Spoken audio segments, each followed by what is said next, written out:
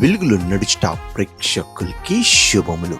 లోకపు మాట, కోల్పోయిన వాటి కోసం కాదు, కోలుకోవడం కోసం ఆలోచించు. జీవితం అదే కుదుట పడుతుంది.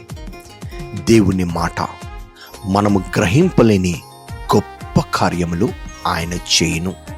యోబు గ్రంథం 37వ అధ్యాయం 5వ వాక్యం.